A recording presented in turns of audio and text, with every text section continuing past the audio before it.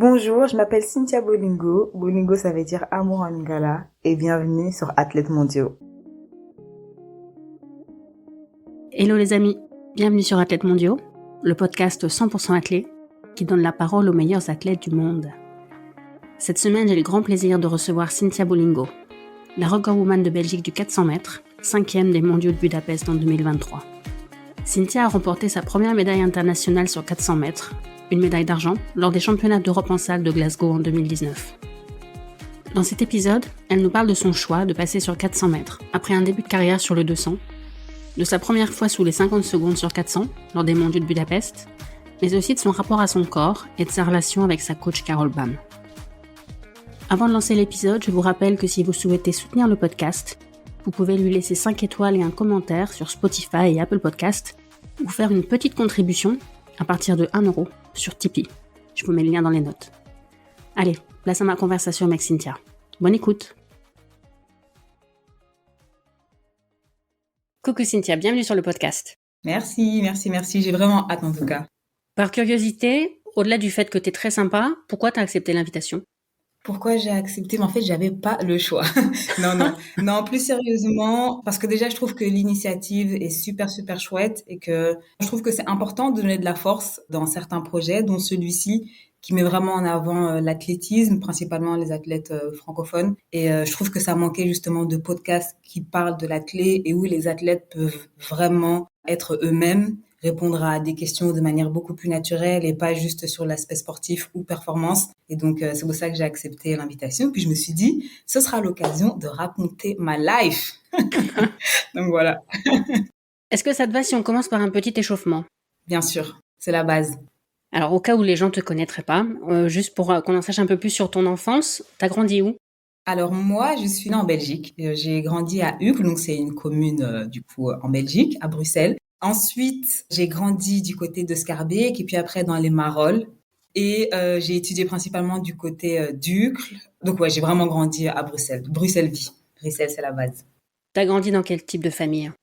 Alors, on est 3, donc j'ai un petit frère qui est mon bébé d'amour, big up à lui. J'ai un grand frère, c'est vraiment mon meilleur ami, big up à lui aussi pour pas qu'il ait de jaloux. Avec, c'était très classique, ma maman, mon papa, une famille très fusionnelle.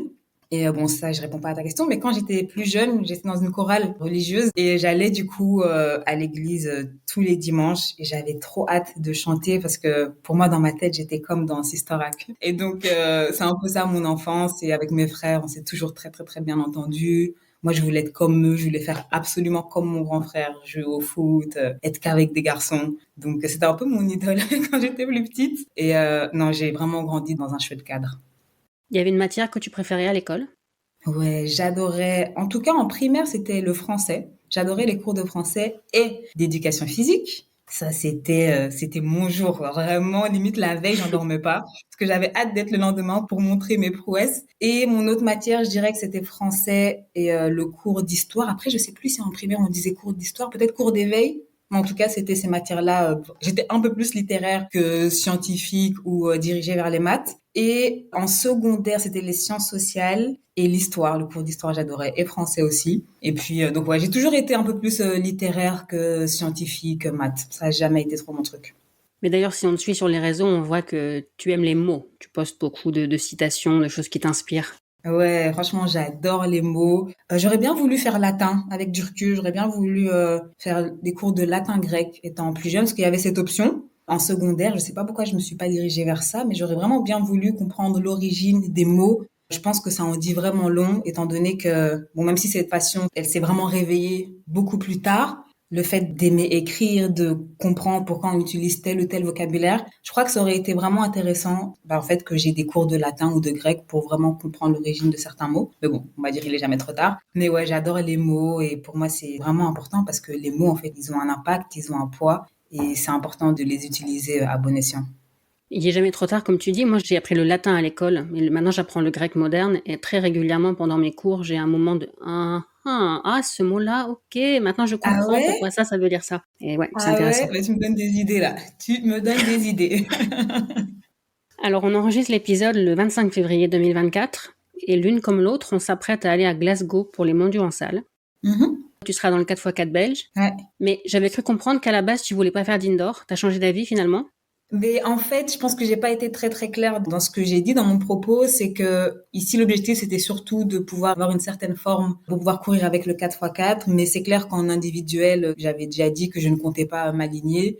Et d'ailleurs, j'ai pas fait de course sur 400 ici en salle. Donc c'était juste ici pour un peu casser cette routine, parce que bon, ça fait déjà un petit temps que je m'entraîne, et aussi voir un peu avec les filles où on en est. Et puis en fait aussi, quand je regarde mon palmarès, j'ai pas énormément couru avec les filles. Et donc c'était aussi une occasion de me remettre dedans, qu'on soit dans le mood, et surtout qu'on puisse tout doucement commencer à créer notre process en vue déjà des Bahamas, où aura lieu vraiment la qualification pour les Jeux, et puis ensuite les championnats d'Europe, et puis les Jeux. Donc je trouvais que c'était une étape importante et intéressante dans mon process.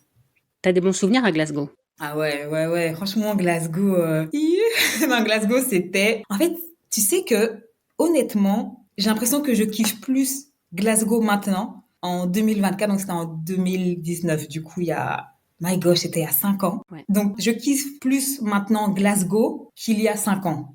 C'est particulier, hein. J'ai l'impression que c'est maintenant que je me rends compte de l'exploit que j'avais réalisé à cette période. Et avec du recul, j'ai l'impression que sur le moment, je n'ai pas suffisamment célébré cette médaille et je n'ai pas suffisamment célébré cette performance. Mais après, comme on dit, mieux vaut tard que jamais. Et le fait de retourner à Glasgow, ben, ce sera juste en fait... ouais, ça me rappellera des souvenirs incroyables. C'est trop cool. Donc pour donner un peu de contexte, c'était les championnats d'Europe en salle en 2019 où tu termines deuxième à 1 centième derrière Liège Pronger. C'est ça, ouais, ouais, ouais. Mais à l'époque, l'objectif c'était quoi? À l'époque, l'objectif, c'était juste de passer un tour. C'était vraiment un tour à la fois. Et donc, arrivé sur place, j'étais outsider, mais comme Jaja. Il y avait les autres, et puis il y avait Cynthia Wenigo, on ne sait pas trop d'où elle venait, ce qu'elle allait faire. Et c'était déjà juste très bien, le fait que je sois là. Mais après, moi, dans ma tête, j'avais, comme j'ai dit, cet objectif de pouvoir passer un tour. Mais je sais aussi que j'ai abordé chaque tour vraiment comme une étape. Donc, vraiment une étape à la fois. Et arrivé en finale, je me suis dit, en fait, tout est possible. Parce que je trouve que le plus dur, c'est pas tant la finale, mais c'est le process pour arriver en finale. Et donc, pour moi, j'avais fait le plus compliqué. Et en finale, je me suis dit, en fait, tu n'as pas grand-chose à perdre, tu as déjà tout gagné jusqu'à présent. Et cette idée de podium, médaille, record, tout se mélangeait un peu dans ma tête. Et pendant la course, c'est dingue de me dire qu'en fait, j'avais des jambes. En fait, il y a des courses, et ça n'arrive pas souvent. En tout cas, moi, ça n'est pas arrivé souvent, où tu sens juste que c'est la course de ta vie. Et tout se fait de manière automatique. Tu dois réfléchir à rien. C'est comme si ton corps avait enregistré un rythme. C'est comme si ton corps savait exactement ce qu'il devait faire, foulée après foulée. Et c'est exactement l'état dans lequel j'étais. Vraiment dans ma bulle, dans cette fameuse zone qu'on cherche tant. Et une fois qu'on a franchi la ligne d'arrivée, je me suis dit, punaise, c'est peut-être moi, en fait. Peut-être que je suis championne d'Europe en salle. Peut-être que c'est moi. Et je vois affiché sur, du coup, sur cet écran que ce n'est pas moi. Et c'est vraiment mitigé. Je suis super contente parce que je me dis, mais finesse, girl, t'as fait un podium, t'es deuxième. Et d'un autre côté, je me dis, mais tu n'es qu'à 1 centième, enfin 1 centième, 2 centièmes de cette médaille d'or. Et peut-être qu'en fait, c'est la seule fois où tu seras aussi proche d'obtenir un titre et d'avoir une médaille d'or. Donc, c'était vraiment mitigé. Et ce n'est que bien plus tard que j'ai savouré cette médaille d'argent. Et comme j'ai dit, je la savoure encore maintenant, 5 ans plus tard, quoi. Et c'est dingue. Mais c'est seulement dans la course que t'as senti que c'était la course de ta vie ou déjà à l'échauffement ou le matin t'avais senti que c'était pas un jour comme les autres? Mais déjà le matin, je me suis réveillée, j'avais un smile, c'est comme si j'avais gagné au loto. Quand je me suis réveillée, même ma coach, elle me dit, mais il se passe quoi chez toi? J'étais là, je sais pas, j'étais trop en joie, j'étais trop contente d'être là. J'étais là, mais en fait, Cynthia, pour le moment, tout ce que tu as fait, c'était proche de la perfection. Et je pense que juste le fait de savoir que j'étais dans le bon jusqu'à présent, ça m'apaisait d'une certaine manière. Et donc, ça m'aidait aussi à vraiment profiter du moment et ne pas du tout m'emballer par rapport aux projections de certaines personnes qui disaient que j'allais d'office avoir une médaille ou d'autres personnes qui, je sais que c'était pas d'une manière volontaire, mais vous mettent un peu une certaine pression. Mais j'étais tellement dans ma bulle qu'il y avait un mur. Vraiment, je n'étais pas du tout atteinte. J'étais un peu comme imperturbable. Et c'est vraiment pendant l'échauffement où j'ai senti que j'avais des jambes de feu. Au fur et à mesure de me débouler, je me disais, mais girl, tu es on fire. Et donc, c'est trop cool cette sensation. Mais après, il faut aussi la gérer. Je pense que j'avais plutôt bien géré ça. Et c'est pour ça que j'avais aussi un peu cette déception en me disant, mais t'étais si proche de ce but, alors qu'à la base, c'était même pas mon but. C'est là où c'est un peu particulier. quand on se sent bien, le risque, ça peut aussi être de partir trop vite. Et sur 400, ça peut se payer cher. Exactement, exactement. Et surtout que c'était mon premier championnat en salle et que je sais aussi que la personne qui se trouve devant toi te donne quand même le rythme. C'est la personne qui est devant qui donne le rythme. Et étant donné que Léa avait une meilleure référence que moi, je sais aussi que j'ai pas douté, mais j'avais pas non plus cette confiance à 300% parce que je me disais, elle a beaucoup plus d'expérience, elle a une référence beaucoup plus rapide que moi. Si j'essaie de la dépasser trop tôt, peut-être que je vais me cramer. Donc je sais aussi que j'avais des jambes de feu, mais je sais pas si j'avais cette confiance totale. Je savais que je pouvais faire quelque chose, mais j'étais pas non plus sûre à 100%. Alors, Léa a participé au podcast, mais c'est pas elle qui m'a parlé de toi, c'est une autre invitée. Et si tu as écouté les épisodes, tu sais de qui je parle. Et il y a Je quelqu'un sais. qui croit beaucoup en toi et qui pense que tu vas lui prendre son record de Belgique du 200 mètres, une certaine Kim Gewart. Bah, c'est Kim Gevart. Ouais. Alors, qu'est-ce que tu penses du fait qu'elle croit en toi comme ça? Mais déjà, ça donne beaucoup, beaucoup de force. C'est une personne que j'apprécie énormément. Déjà, pour ce qu'elle a fait, vraiment en tant qu'athlète, moi, c'était une personne que j'admirais quand j'étais plus jeune. Et puis, en tant que personne, ce qu'elle représente, c'est comme j'ai dit, c'est vraiment une personne que j'apprécie beaucoup. Et mais le fait qu'une personne de, j'ai envie de dire, de son acabit se dise que j'ai les capacités de battre son record de Belgique, bah, c'est clair que j'ai l'impression d'être quelqu'un. Je me dis, ah ouais, quand même. Mais après, voilà, c'est quand même petit 22. C'est une rêve qui est vraiment, vraiment balèze. Donc, ouais, j'espère qu'un jour, je pourrai, moi aussi, courir dans les 22-20, 22-30. Et puis, si en prime, je peux avoir ce record de Belgique, mais alors là, ce serait ouf, vraiment. Mais son record, donc, c'est 22,20. Toi, ton record personnel, c'est 22,79. Ça me fait plaisir de le dire à la Belge. Ouais. Donc, pour le moment, t'en es peut-être encore un peu loin, mais ça fait quand même quelques saisons que tu fais plus du 4 que du 2. Exactement, exactement. C'est clair que quand on regarde les chiffres, ben, on se dit, bon, la marge de progression, il y a encore de quoi faire, il faut encore bosser. Mais comme tu l'as bien dit, je ne fais pas beaucoup de 200 et je suis vraiment là focus sur 400. Donc, je me dis peut-être que si une saison avec la coach, on se met d'accord et on se dit, OK, maintenant, on va vraiment être plus focus 200, 400, voire 100, 200. Ben, j'espère, comme j'ai dit, que je vais pouvoir me rapprocher d'une telle référence, déjà pour moi-même en tant qu'athlète, me dire que ouais, j'ai couru en 22-20, c'est balèze. Et puis me dire que bah, j'ai un troisième, je pense, record de Belgique, c'est toujours cool. Hein. On dit pas non. Mais pour revenir à Kim, j'avais lu qu'il y avait une anecdote marrante. Quand tu as commencé l'athlé, il y avait un coach qui t'avait parlé d'elle. Ouais, ouais, ouais, ouais. Et du coup, la première fois que tu as couru contre elle, ça t'avait un peu impressionné. Ouais, ouais. En fait, c'était un meeting au Stade Roi-Baudouin. Et le coach qui m'entraînait à l'époque, Jean Péché, big up à Jean Péché, on m'avait dit, oui, quand tu vas courir, tu verras, il y aura Kim Gebhardt et tout. Je me dis, mais j'ai déjà entendu, mais je sais. En fait, c'est dingue parce que son nom, je l'entendais constamment, mais j'étais incapable de mettre un visage sur ce prénom. Et donc, j'arrive, et surtout quand j'étais plus jeune, j'étais un peu dissipée, indisciplinée, j'écoutais sans trop écouter. Et je venais vraiment de commencer l'athlé, hein, voilà. Donc, du coup, j'avais mon top et ma culotte, et je me rappelle que j'avais mis mon top à l'envers à cause du stress parce que il y avait full caméra. Il y avait des caméras partout et je me suis dit mais c'est pour qui toutes ces caméras? En fait, c'était pour Kim Gewart et on était dans la même série. Et du coup, bah mon dossard, déjà, je crois que je l'ai mis aussi à l'envers, mon top aussi. J'arrêtais pas de regarder les caméras, mais vraiment du grand n'importe quoi. Et après, bah du coup, j'ai vu toutes les caméras autour de Kim Gewart et je me suis dit mais en fait, c'est vraiment une star et tout. Elle court trop vite, c'est incroyable, je vais être comme elle. Et c'est la première fois que je l'ai vue. Ouais. T'avais quel âge à l'époque? Mais là, j'avais exactement 15 ans. Ouais, j'avais 15 ans. Mais si on t'avait dit à l'époque que des années plus tard, Kim dirait que c'est toi qui avais le potentiel pour battre son record de Belgique sur 200 mètres, tu l'aurais sans doute pas cru. Mais alors là, certainement pas, quoi. Vraiment, vraiment pas. Surtout que pour moi, Kim Gewart, bah, c'était le top du top, limite l'inatteignable, parce que c'était vraiment elle qui représentait le sprint belge au niveau international. Et donc, on savait très bien qu'après Kim Gewart, qui allait pouvoir être bah, à la hauteur de ses performances. Et d'ailleurs, il a fallu des années avant que des sprinteuses puissent ne fût-ce que se rapprocher de son record de Belgique sur 100 mètres, sur 200, on en est encore loin. Et donc, ça prouve vraiment qu'elle a dominé pendant tellement d'années que ben, ça a été compliqué de trouver une personne qui allait pouvoir reprendre le flambeau, tout simplement, tellement elle était au-dessus. Ouais. Tu peux nous parler un peu de tes débuts en athlé et de tout ce que tu as vécu avant de t'entraîner avec Carole Bam? Alors, mes débuts en athlé. Quand j'ai commencé l'athlé, il faut savoir que j'aimais pas. J'aimais pas l'athlé, j'étais là, c'est quoi ça? Oh là là, j'avais juste envie, moi, de retourner jouer au foot avec mon grand frère et mon petit frère. Vraiment, c'était pas mon truc. Et puis, je sais pas, il y avait un truc qui matchait pas. Mais j'étais un peu forcée parce que le coach de l'époque, donc j'ai empêché, me disait non, il faut vraiment que tu viennes au moins 3 fois par semaine. Je me disais ok, donc j'essayais et c'était mon papa qui m'accompagnait en voiture et qui attendait dans la voiture parce qu'on habitait à presque 45 minutes. Et donc ça allait être trop long que de me déposer, retourner, revenir. Donc il attendait dans la voiture avec mon petit frère. Et moi j'étais là en athlée, j'étais là mais j'étais pas là.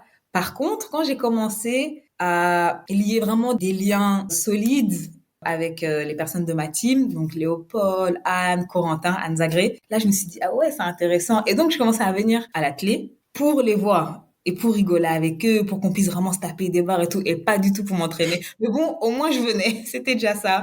Puis je commençais à faire quelques compétitions. J'ai commencé par la longueur et le triple saut et les haies. Et j'étais pas trop mal. Gagné quelques titres francophones, quelques titres de championne de Belgique scolaire, junior. Et puis après, j'ai voulu tout doucement aller découvrir quelque chose de différent. Et c'est quand j'avais 19 ans, je pense, 19-20 ans, que j'ai décidé de changer de coach. Mais sinon, mes débuts, c'était pas très sérieux. Je crois que c'est pas plus mal. Je m'amusais plus qu'autre chose. Mais par contre, quand il fallait s'entraîner, on s'entraînait. Comment tu t'es retrouvée à t'entraîner avec Carole? Carole, c'est une ancienne hurdleuse pour le Cameroun, c'est ça? Oui, oui, c'est une ancienne hurdleuse, donc elle faisait du 400 haies. Et c'est en 2012 où elle a décidé d'arrêter sa carrière, de mettre un terme à sa carrière. Et elle s'est dit, mais en fait, j'aimerais bien me lancer en tant que coach, en tant qu'entraîneuse. Mais elle n'avait pas d'athlète et elle avait entendu que moi, je comptais arrêter l'athlé. Ouais, j'ai failli arrêter l'athlé. Puis j'étais là, je sais pas quoi faire, je vais entamer mes études, j'ai envie de changement. Mais à ce moment-là, je ne savais pas du tout vers qui me diriger. Je savais pas quel coach allait pouvoir m'entraîner, si j'allais peut-être devoir changer de pays et c'était pas forcément une option. Donc, je m'étais dit, tu sais quoi, vu que là, j'ai pas de solution, peut-être en fait, il est juste temps d'arrêter et de me concentrer sur mes études. Et c'est là que j'ai fait la rencontre de Carole Bam. Elle m'avait envoyé un message sur Facebook. En plus, en mode, comment on appelle ça? Tu vois les langages SMS où tous les mots sont vraiment raccourcis comme ça. Et j'avais quasi rien pigé à son message. J'étais là, mais c'est qui? Qu'est-ce qu'elle me veut? Et en gros, elle me disait, ouais, j'ai entendu que tu comptes arrêter l'athlé. Moi, j'aimerais bien devenir coach et j'aimerais bien que tu sois ma première athlète. On s'était vu peut-être une fois, on s'était croisés au stade et j'ai dit oui. On se connaissait même pas. J'ai dit oui, puis on s'est rencontrés. Du côté d'Ucle, elle était venue me chercher après l'école, elle avait une trop belle voiture. Je me disais, ouais, je peux avoir une voiture comme elle et tout. Elle est venue me chercher avec une belle voiture. Elle savait comment m'amadouer. Et donc, de là, on a eu une discussion vraiment, vraiment intéressante. Je lui ai vendu un peu du rêve parce que je lui ai dit, ouais, moi, je suis quelqu'un de vraiment carré et tout. Je suis disciplinée. Moi, un programme, c'est un programme. Alors que pas du tout. En tout cas, pas du tout à l'époque. Et donc, elle a dit, non, franchement, moi, je pense qu'on peut faire du bon boulot. Et elle m'a dit, mot pour mot, je pense que tu peux aller au jeu. J'étais là, de quoi elle me parle? Et elle a eu raison. Et voilà, c'est comme ça que ça a commencé.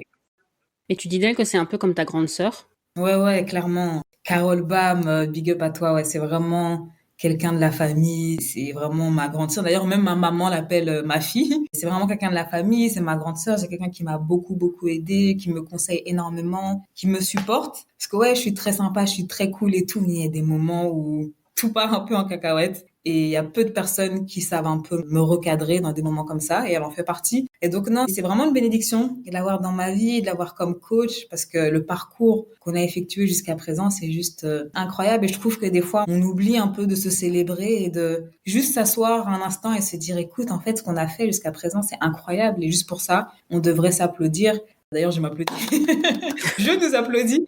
Des fois, on oublie un peu de juste en fait apprécier le parcours qui a été effectué jusqu'à présent parce que il a quand même été semé de pas mal d'embûches et finalement on s'en est toujours bien sorti et pour ça je trouve qu'on devrait être vraiment reconnaissante. On l'est, mais je trouve qu'on pourrait l'être encore plus.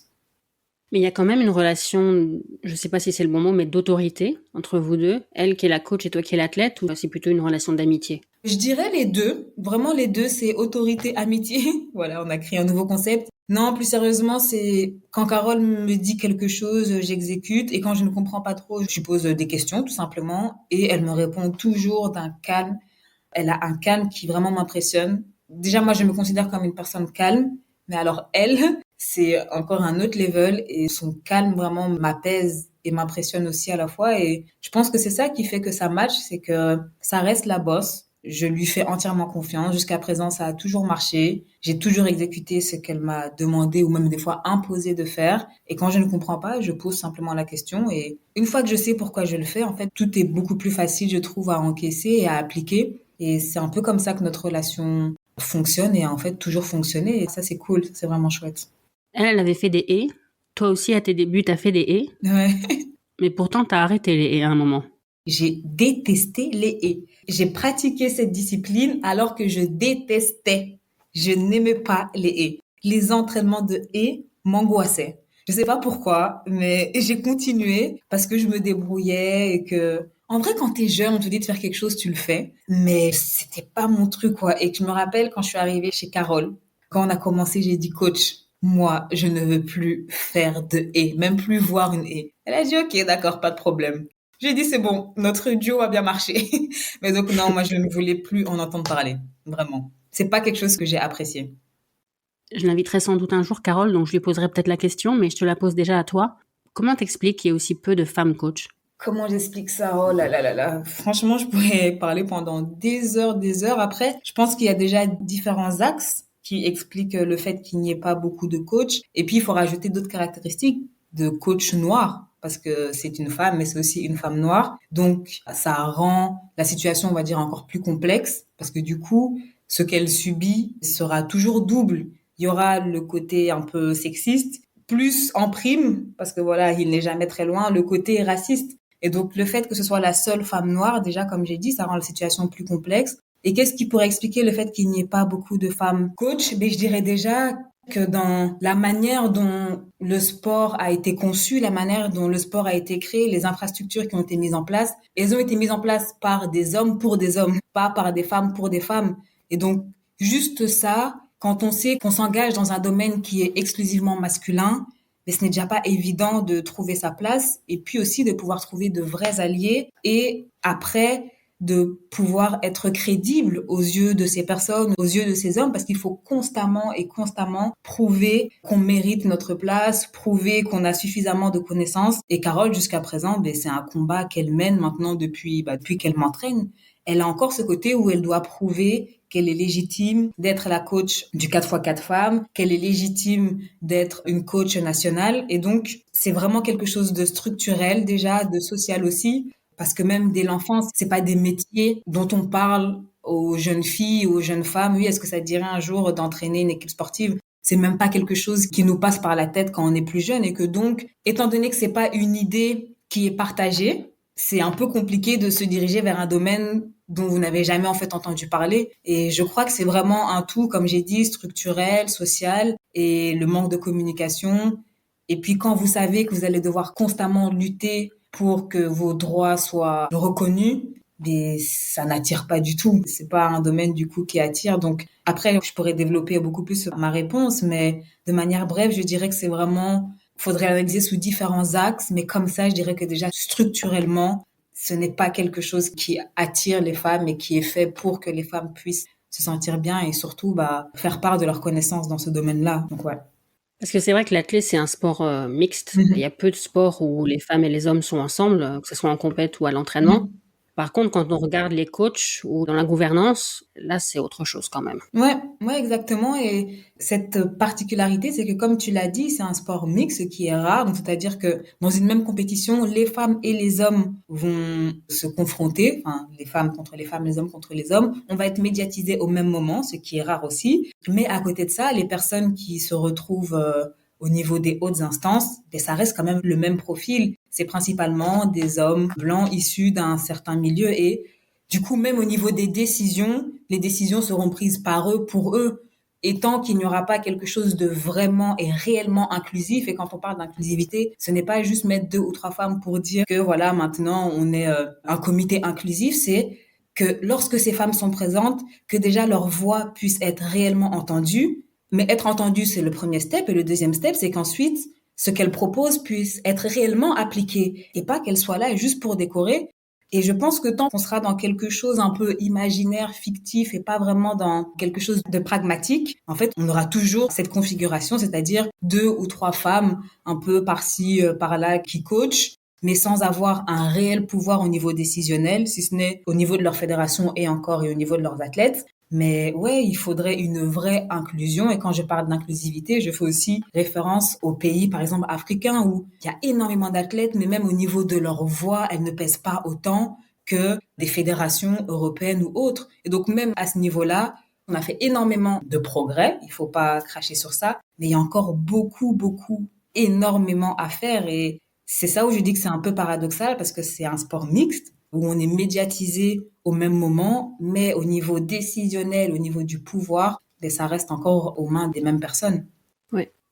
Pour revenir à Carole, c'est quoi le meilleur truc qu'elle puisse te dire avant une compète importante pour te mettre dans le bon mood?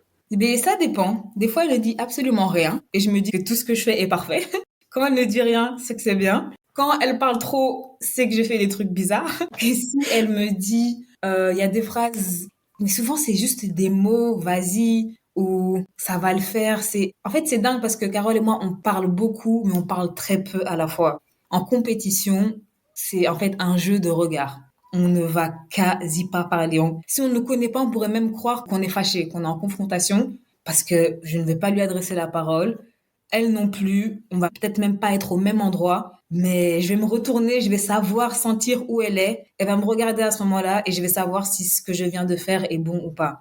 Avant d'aller à la chambre d'appel, elle va jamais faire des longs discours, commencer à me raconter sa vie, jamais. Souvent, elle me dit juste un mot, elle me check ou elle me prend dans ses bras, mais c'est là où je dis on communique beaucoup, mais on parle très peu. Et c'est ça qui fait vraiment notre force. Mais au-delà du 4x4 féminin, il y a d'autres athlètes qu'elle entraîne ou c'est seulement toi? Non, il y en a d'autres. Donc, on a un groupe qui s'appelle BAM Team. Big up à la BAM Team. Ça fait beaucoup de big up. Et elle entraîne aussi Hanne Klaas et Anne Zagré. Donc, Hanne Klaas, elle, c'est 400 et Anne Zagré, 100 mètres et. Donc, du coup, on est ces trois athlètes pros. La plupart du temps, on s'entraîne ensemble. Et elle entraîne, du coup, l'autre groupe BAM Team qui, eux, sont plus, en fait, des athlètes de club. Et là, elle est rémunérée par le club pour les entraîner. T'es encore très jeune, Cynthia. Mais est-ce que dans ta jeune carrière, il y a eu des moments décisifs? Ah ouais, mais j'ai l'impression que ma carrière est un moment décisif.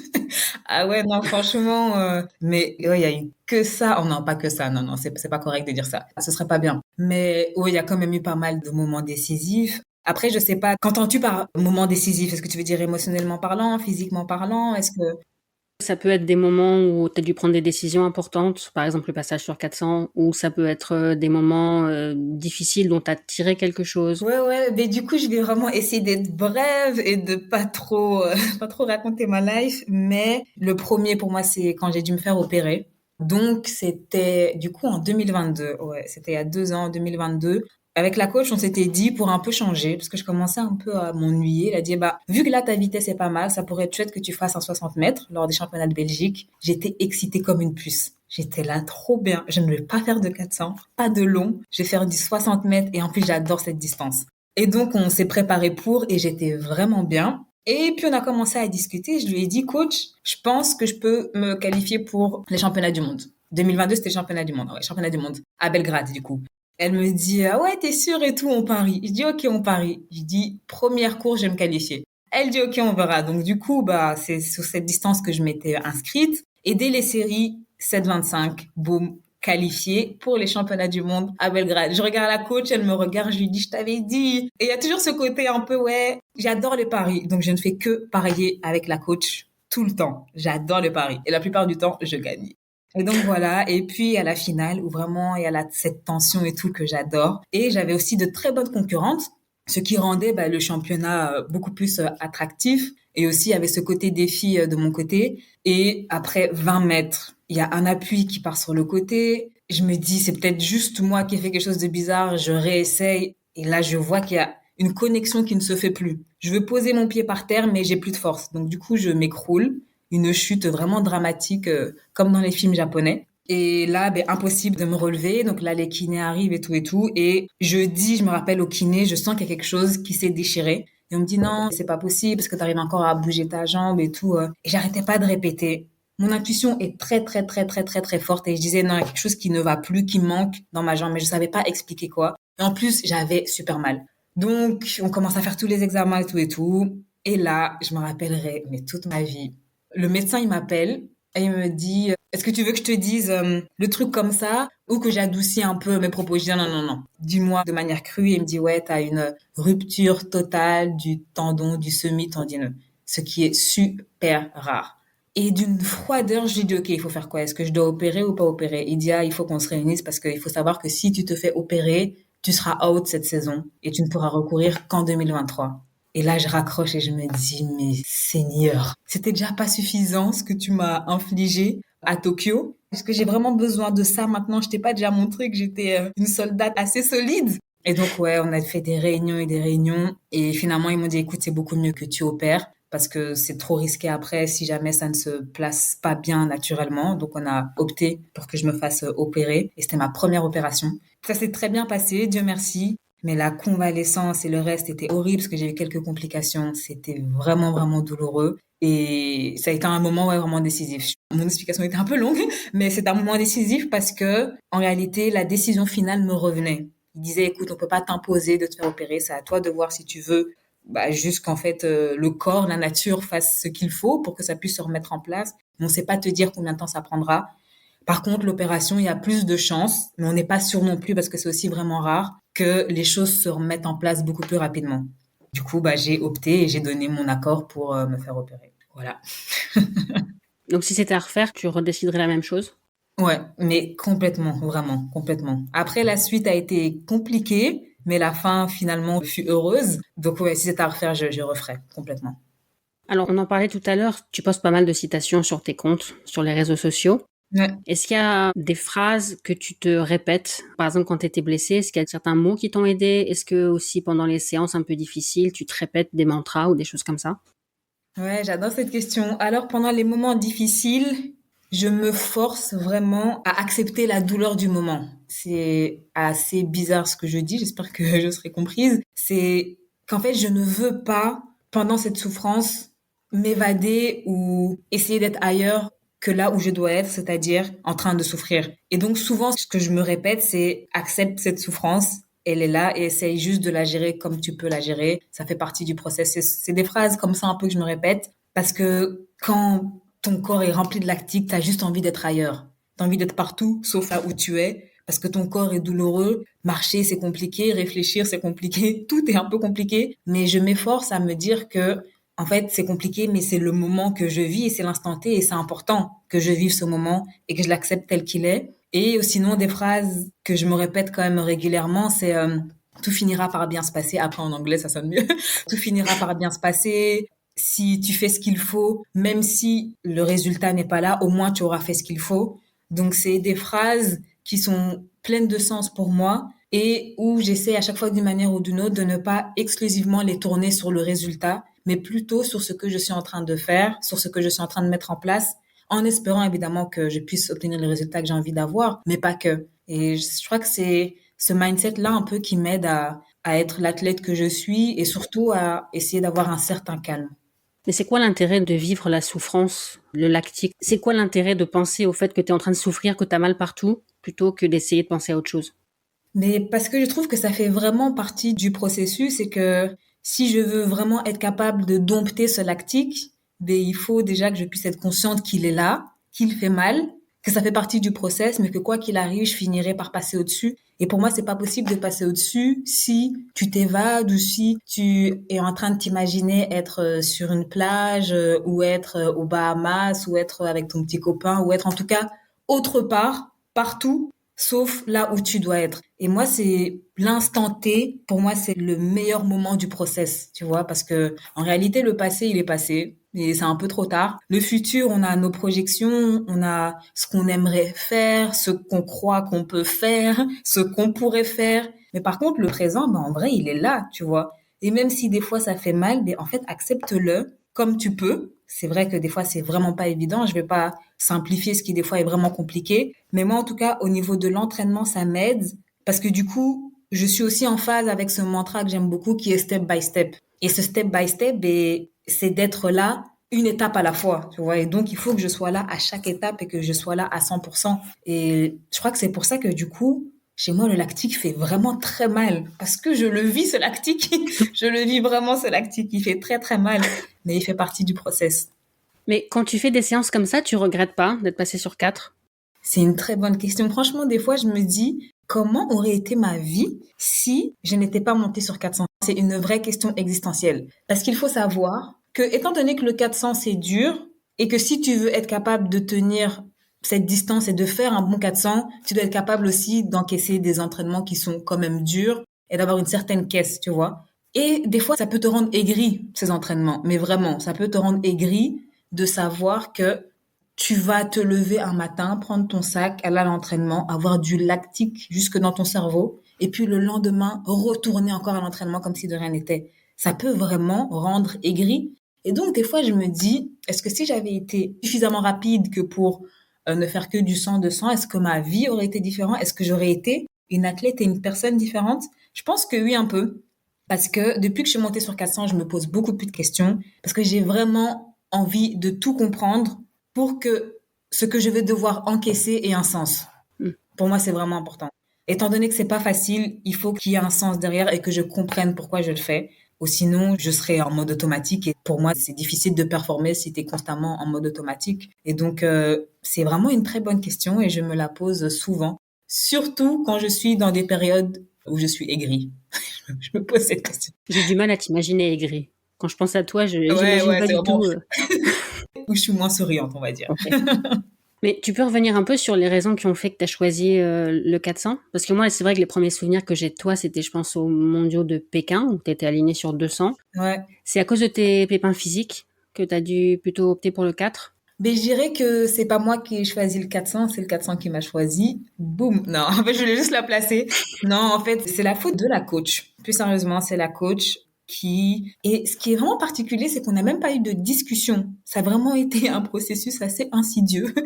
Elle a réussi comme ça, sans vraiment que je ne m'en rende compte, à faire en sorte que je sois une athlète de vraiment 400. Parce que maintenant, c'est indéniable. Ma discipline, c'est le 400. Je ne peux même plus dire un peu de 200, un peu de 400. C'est exclusivement ça.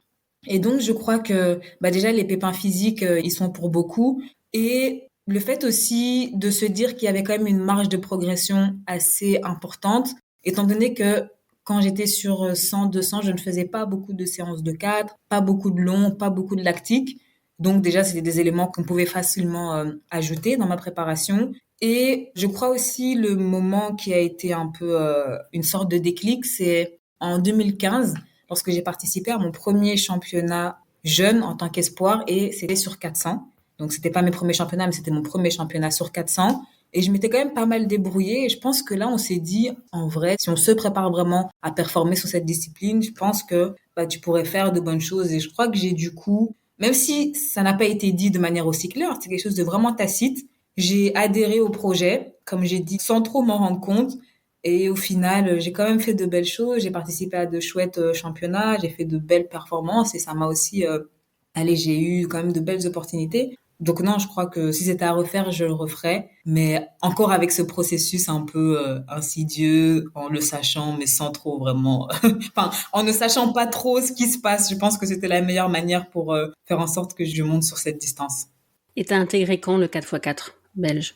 Ben, du coup, dès sa création, donc les deux personnes à l'origine de ce projet, c'est Hanne Klaas et Camilos. Et c'était fin 2017, donc indoor fin 2017, fin de l'année 2017, oui, c'est ça. Et le projet, vraiment, on va dire qu'il a vraiment vu le jour la première fois où on a couru. Et c'était, je pense que c'était en avril, c'est ça, en avril 2018. Et moi, du coup, j'avais pris part en mai ou en juin, je pense, à une course où on avait couru en Suisse, à Berne, et on s'était qualifié pour les championnats d'Europe à Berlin. Donc, c'est vraiment cette année-là que le projet Belgian Cheetahs a vu le jour. Est-ce que les Tornados, donc le 4x4 homme, vous a inspiré aussi?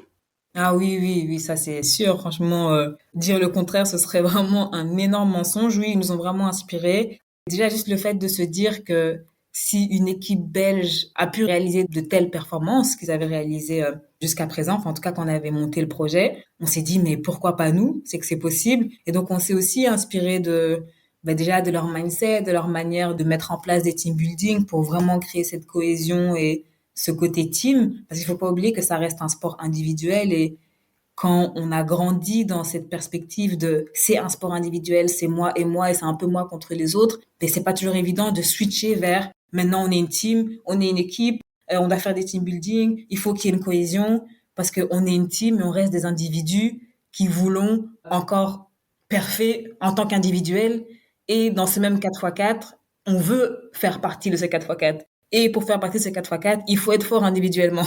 Donc ouais, je crois que c'est toutes des petites choses qu'on a dû régler déjà, parce que c'était pas des choses qui étaient naturelles. Ça a été un peu forcé, je pense, au début. Et puis après, maintenir pour ensuite faire en sorte que ce soit quelque chose de beaucoup plus, on va dire, naturel et sur lequel on peut vraiment travailler. Donc ouais, ça a été un peu ça le process. Quand Kim Gevart a participé au podcast, elle parlait de certains championnats où elle a dû parfois faire un choix entre les épreuves individuelles et le relais parce qu'elle avait des petits pépins physiques. Mhm. Toi, à Budapest, au Mondiaux, quand tu as dû renoncer à la finale du 4x4, Ouais. après un bon résultat en individuel, Mhm. j'imagine que c'était pas une décision facile. Qu'est-ce que tu as ressenti quand tu t'es retrouvée à regarder la finale depuis les tribunes? Franchement, c'était dur, c'était vraiment dur parce que je l'ai pas vraiment exprimé. J'ai pas exprimé le fait que c'était. J'ai été très brève sur le fait que c'était quand même une fois de plus un coup dur. Et je crois aussi ce qu'on oublie, c'est que ma carrière est aussi atypique parce que c'est vraiment des montagnes russes. Si je devais résumer ma carrière en quelques mots, c'est montagne russe. C'est-à-dire que je peux passer de quelque chose d'extraordinaire et quelques heures ou quelques jours après me retrouver dans une situation un peu particulière dans le sens négatif, où je vais devoir prendre une décision à la hâte parce qu'il y a plusieurs éléments qui sont en jeu et surtout ne pas forcément avoir le temps de pouvoir vraiment analyser la situation. Et donc c'est constamment en fait un ascenseur émotionnel. Et donc j'étais dans cet état où je sentais que j'étais vraiment bien et que j'allais pouvoir apporter ce plus au 4x4 et une fois de plus devoir renoncer parce que c'était pas bien évidemment quelque chose de volontaire, mais il y avait comment dire, il y avait aussi les relents de certaines décisions que j'avais pu prendre auparavant en n'ayant pas écouté mon corps et qui, du coup, ben, m'avaient vraiment porté préjudice. Par exemple, Tokyo, où je décide quand même de prendre part à la course avec le mixte, alors que dans ma tête, je sentais que c'était pas encore tout à fait ça, mais on est au jeu, on se dit il faut prendre des risques. Et donc, c'est plusieurs éléments qui, des fois, nous empêchent un peu de réfléchir de manière rationnelle et de manière surtout, comme j'aime dire, posée. Et je crois ici, c'était l'une des premières fois où j'ai vraiment pris le temps avec l'équipe médicale, mais aussi seule. Je crois que c'est ça, des fois, cette difficulté quand on est constamment entouré de personnes et surtout de spécialistes et d'experts, de juste pouvoir se recentrer et savoir si c'est le bon ou pas, tu vois. Et je crois que c'est ça vraiment la chose la plus compliquée parce que j'avais tellement envie de courir avec les filles parce que je savais qu'on pouvait faire quelque chose de vraiment, vraiment bien. Mais à côté de ça, je savais aussi que physiquement, mon corps était fatigué parce qu'il avait quand même réalisé des choses qu'il n'avait jamais réalisées jusqu'à présent et qu'il y avait ce risque que je puisse aussi me blesser durant la course, tu vois. Et l'un dans l'autre, au niveau des examens que j'avais faits, pour moi, ça ne m'avait pas mise en confiance à 100%.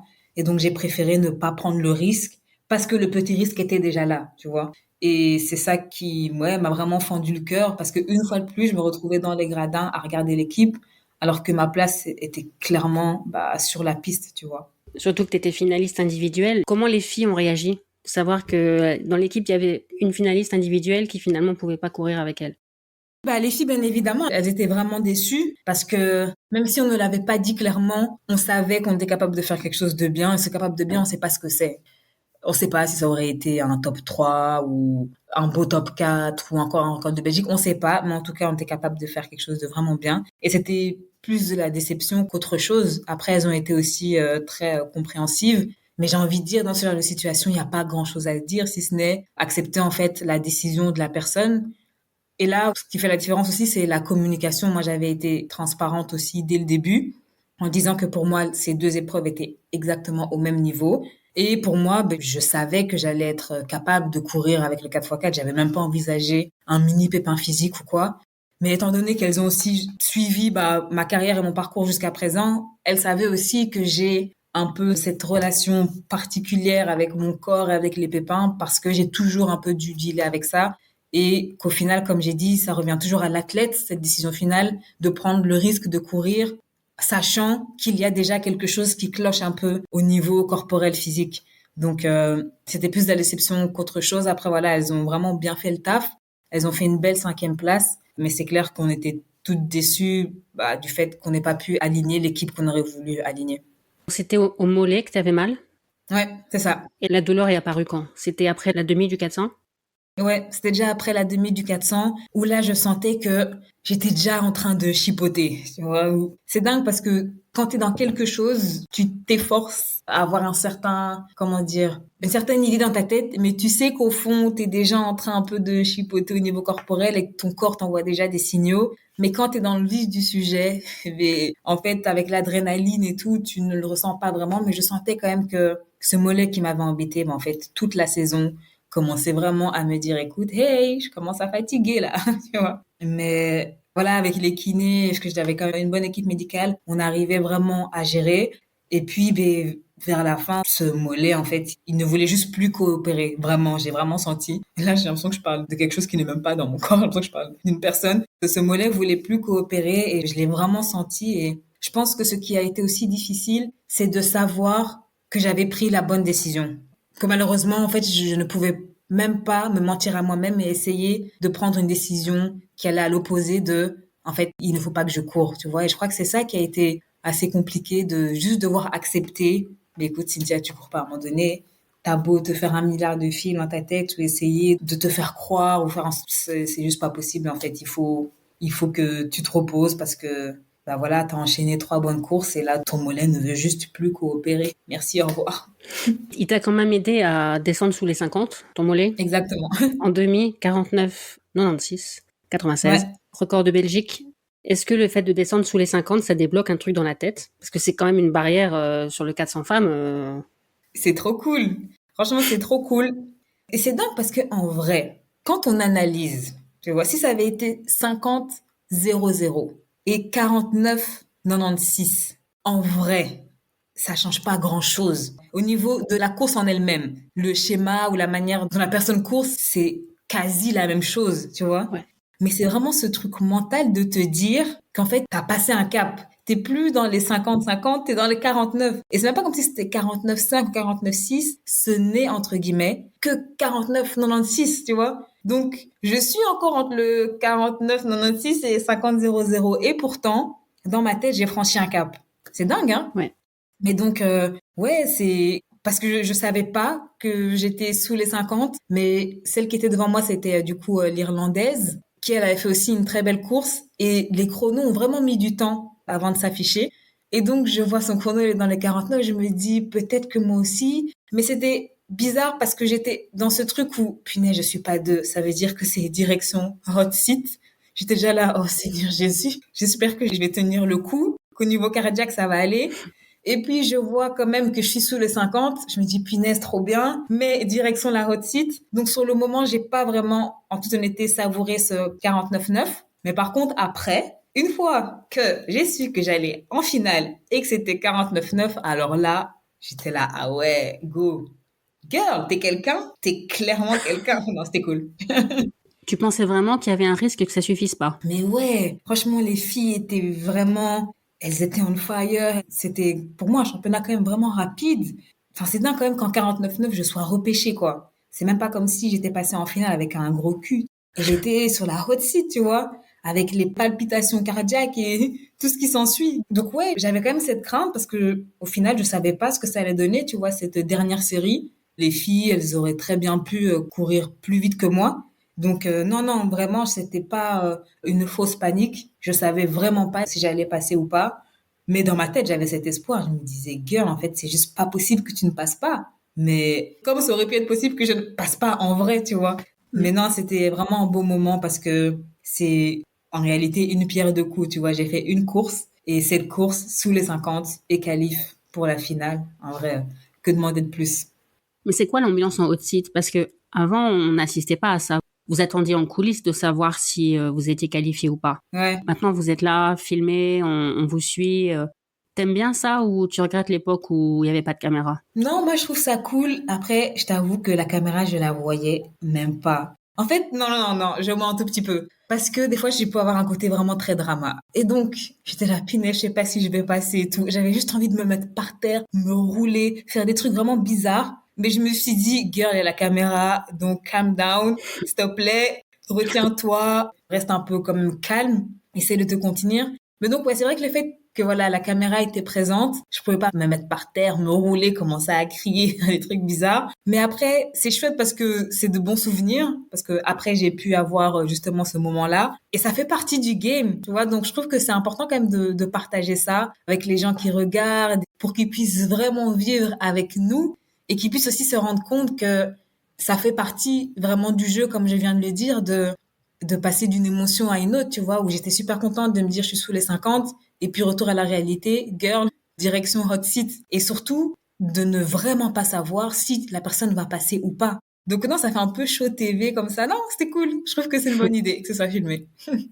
Mais on reviendra à ta carrière, mais quand tu parles de la barrière des 50 et de la différence que ça me fait penser à Ashton Eaton qui a participé au podcast et qui a claqué un 45-0-0 sur un 400 de décathlon. 5e épreuve, il avait les 4 autres épreuves dans les jambes déjà et il fait un 45-0-0. Mhm. Et là, je trouve que le 45-0-0, il est cruel parce que c'est 45-0-0. Mhm. Et lui, du coup, il a dit quoi? Est-ce que pour lui, c'était une grosse différence? Est-ce que c'est pareil? Est-ce que...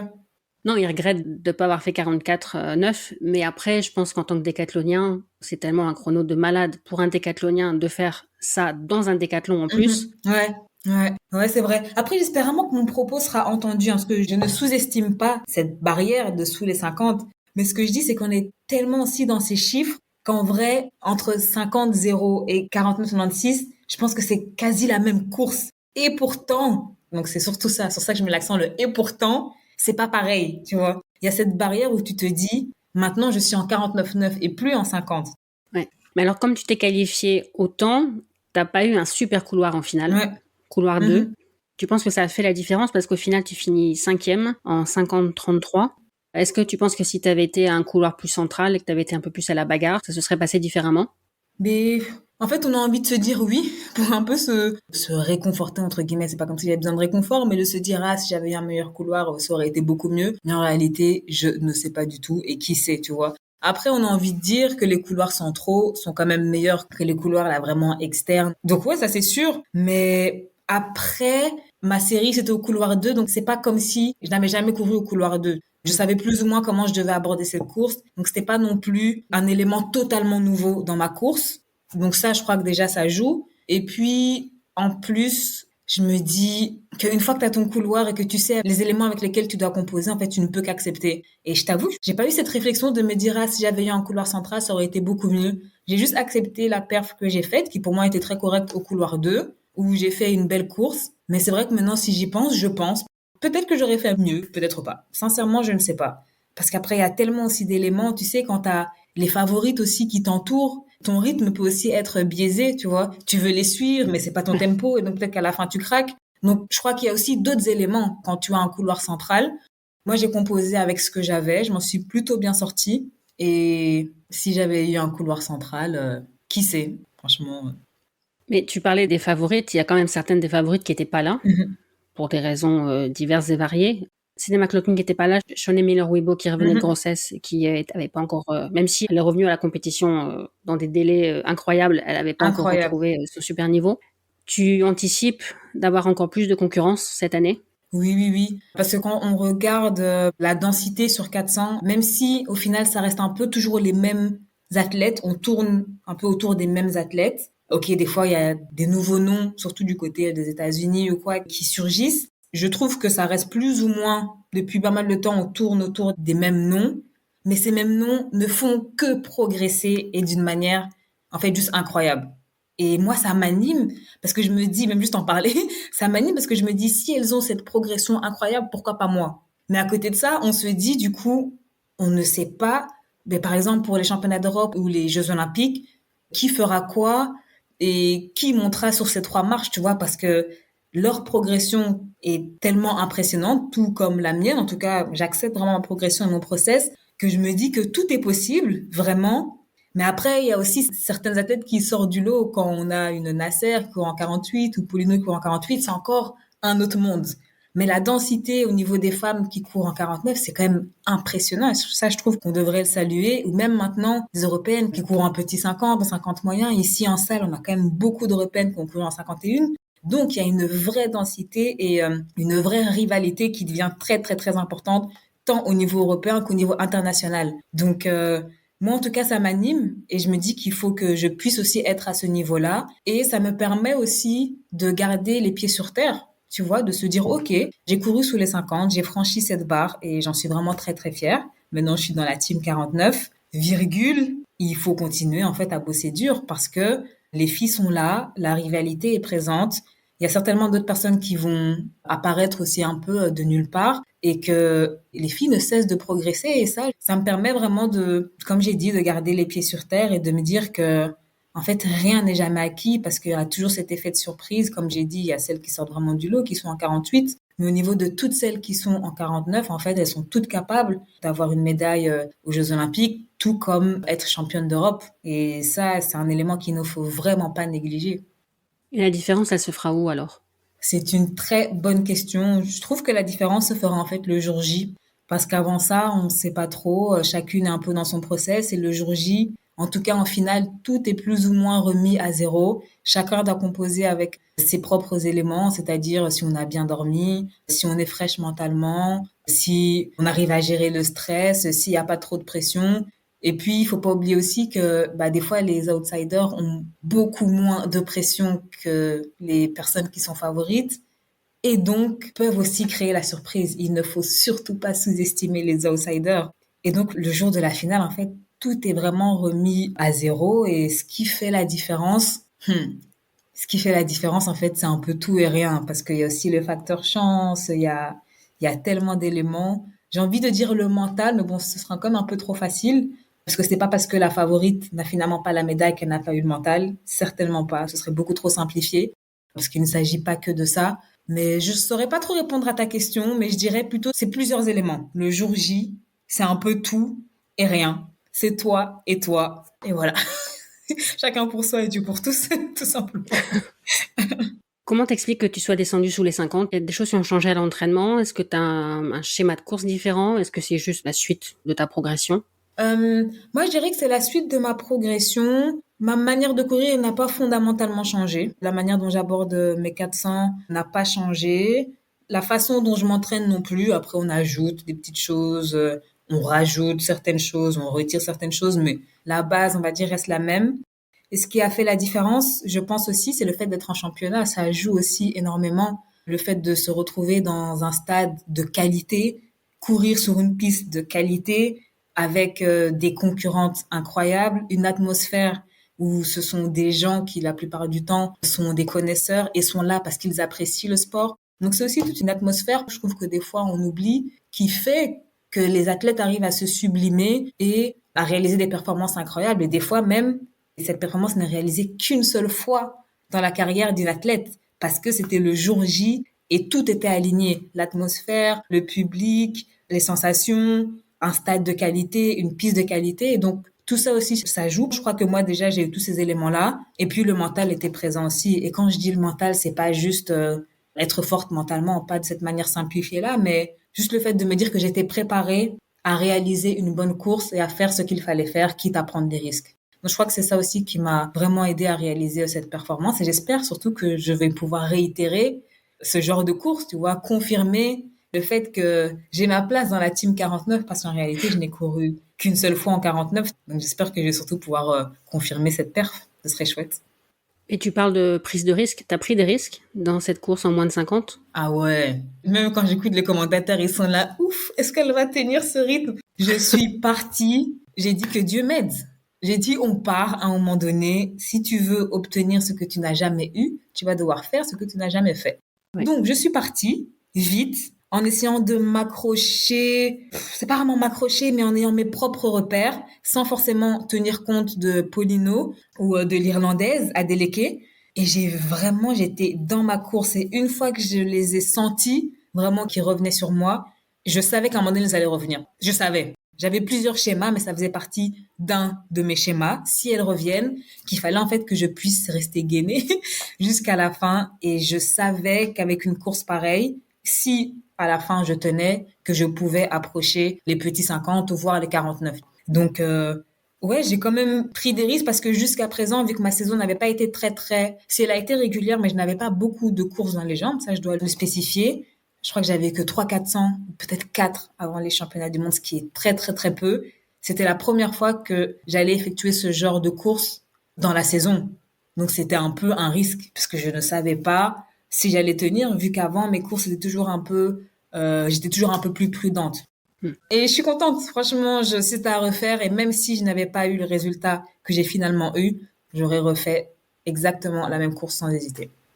Tu parlais du public de connaisseurs. Le public du Memorial Van Damme est pas mal aussi. Ouais, Pour les Français qui écoutent, parce que tout le monde ne connaît pas le Memorial Van Damme, donc c'est le meeting Diamond League de Bruxelles que tu as gagné en septembre 2023. Première ouais, c'était victoire en trop Diamond bien. League. Raconte-nous. C'était trop bien, franchement. En plus, il y avait ma maman, mon grand frère et mon petit frère, plus d'autres amis, sa femme. Il y avait vraiment toute une team. Et il y avait la télé. Il y avait la télé qui me suivait partout. J'étais la gueule. En fait, tu peux pas faire n'importe quoi. La télé te suit. Si tu fais une course bizarre, c'est bizarre en fait. Mais bizarrement, j'ai pas du tout ressenti ça comme une pression. J'ai pris ça comme une force en me disant, s'ils sont là, c'est qu'ils se disent que tu peux faire quelque chose de bien. Ta famille, elle est là parce qu'elle croit en toi et surtout parce qu'elle t'aime.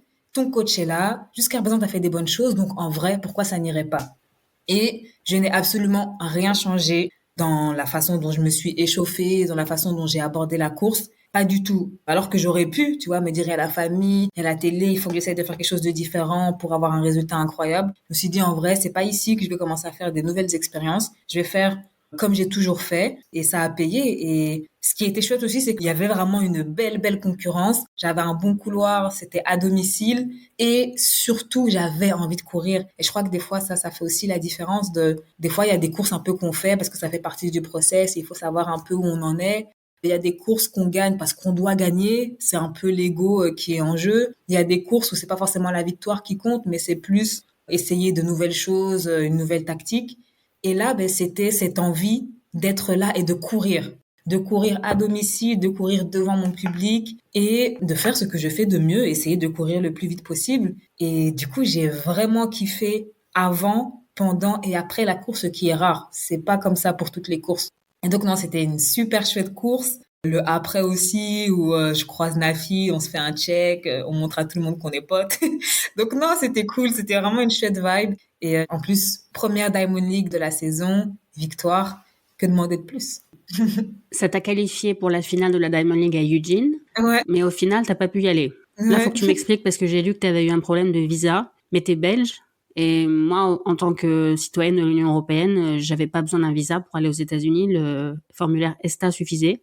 Ouais, mais du grand n'importe nawak. Donc déjà, tu vois quand je te dis que ma carrière, c'est montagne russe, entre parenthèses, ascenseur émotionnel. Mais c'est abusé, hein. Parce que j'étais là, girl, t'as ses pairs, t'es quelqu'un, t'as gagné la course et tout. Et à ce moment-là, je savais pas trop si j'allais pouvoir faire la finale. Et on me confirme du coup, mon agent, donc Marc, le lendemain, le surlendemain, que bah du coup, je suis amenée à faire la finale de la Diamond League. J'étais excitée comme une puce. J'étais là, c'est trop bien, quelle saison incroyable et tout de faire cette finale. Et donc je commence à préparer tous les papiers, ma valise et tout. Je mets des trucs pour être belle gosse et tout et tout. Et puis là du coup je me dis ah bah il faut pas que j'oublie de faire mon ESTA, donc ce que je fais normalement.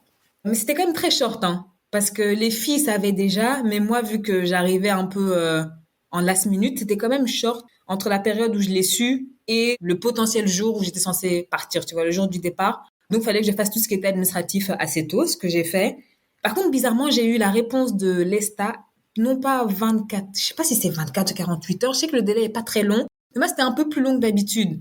Donc, j'avais un peu ce stress où je me dis, mais c'est bizarre, j'arrêtais pas de checker toutes les 5 minutes. Et puis, la veille du départ, je vais aller voir parce que je me dis, bon, il faut quand même mon stage, j'ai fait ma valise, j'ai été faire mes ongles, tout ça. Je suis prête. Il faut quand même que j'aille checker pour être sûre que... Et là, je vais sur le site, je vois refuser. J'ai vu trouble. J'ai dit pardon. J'ai frotté mes yeux. Je me rappelle, j'ai fermé le PC, je l'ai éteint, je l'ai rallumé. J'ai de nouveau été sur le site et je vois refuser. Je me dis, ok, c'est bon, c'est réel, on fait quoi? Là, du coup, j'appelle Marc, il me dit, mais c'est pas normal et tout.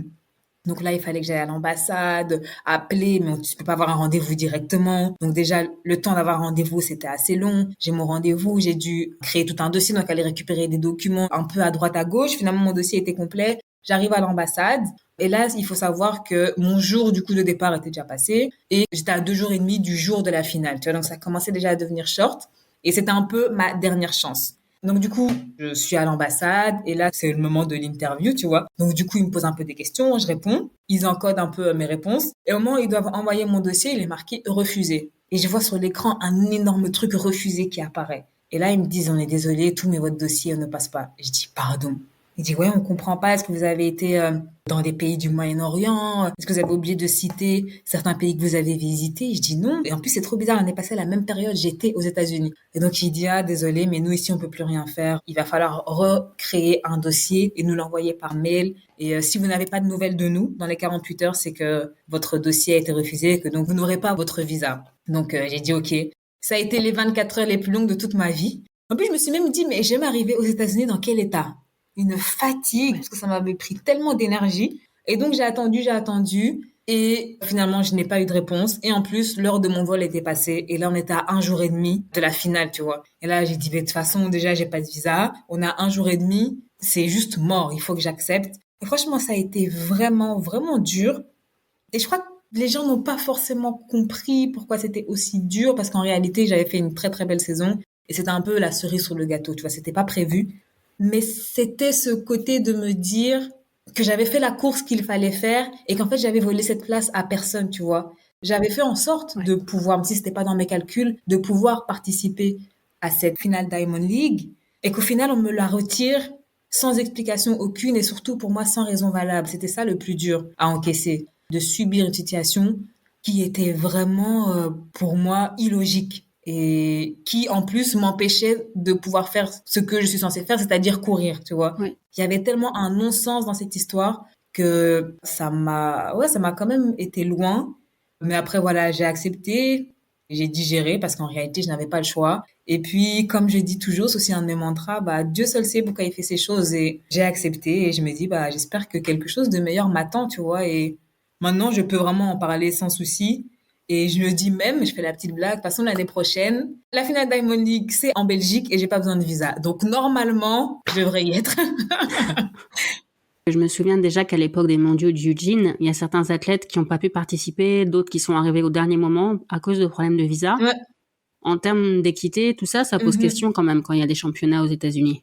Ouais, non, clairement. Et puis, surtout que il y a ce côté professionnel derrière. C'est un voyage professionnel. C'est comme des gens qui font du business, nous. C'est du même ordre, tu vois. Et le fait qu'on te refuse de pratiquer ton sport dans un pays étranger, ben, moi, ça m'a été loin parce que, comme j'ai dit, il y avait un non-sens dans cette histoire et en plus, sans explication, tu vois. Si au moins on m'avait dit que j'avais commis une erreur dans l'encodage, tu vois, de mes données, j'aurais pu l'entendre et me dire au final, c'est moi qui ai commis une erreur, tu vois. Mais le fait qu'on ne prenne même pas la peine de t'expliquer pourquoi ton dossier n'a pas été accepté et qu'on t'empêche de pratiquer ce que tu dois faire, c'était juste trop gros à encaisser sur le moment. Mais comme je dis toujours, tout passe et tout arrive pour une raison. Et financièrement, ça a des conséquences aussi, parce que la finale de la Diamond League, elle donne droit à des primes intéressantes.